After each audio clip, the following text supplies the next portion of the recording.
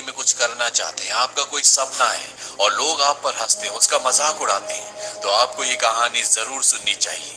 ये होमर हिगम की जिंदगी की सच्ची कहानी है।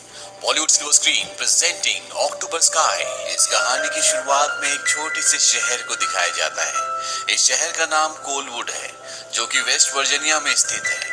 यहाँ का नाम कोलवुड इसलिए है क्योंकि यहाँ पर कोयले की बहुत बड़ी बड़ी खानें हैं, जहाँ पर इस शहर के लोग काम करते हैं।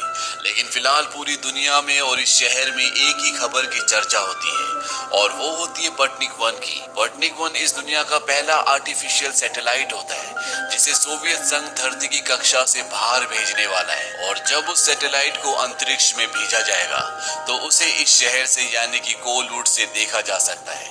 इसीलिए रात को सब के सब बाहर खड़े होते हैं, और जब वो सैटेलाइट उनके शहर के ऊपर से गुजरता है, तो पूरे शहर की भीड़ उसे देख रही होती है। इसी भीड़ में एक लड़का खड़ा होता है जिसका नाम होमर होता है, और जब होमर उस अर्थ सैटेलाइट को देखता है, तो उसके मुंह से सिर्फ एक ही शब्द निकलता है, और वो होता है वाओ। होमर अपने घर जाता है।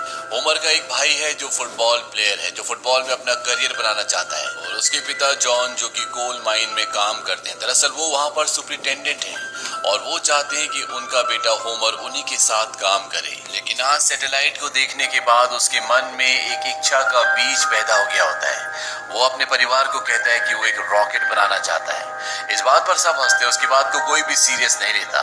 उसके पिता उसे कहते हैं कि तुम मेरे साथ कोल में काम करोगे तो ज्यादा अच्छा होगा। लेकिन शायद होमर ने कहीं ना कहीं ये ठान लिया था कि वो अब इसी सब्जेक्ट पर काम करेगा।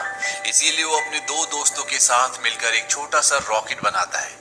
लेकिन जब वो उसे टेस्ट करते हैं, तो वो रॉकेट आसमान में नहीं जाता, बल्कि वो ब्लास्ट हो जाता है। इससे तीनों निराश होते हैं, लेकिन होमर अपनी हिम्मत नहीं हारता।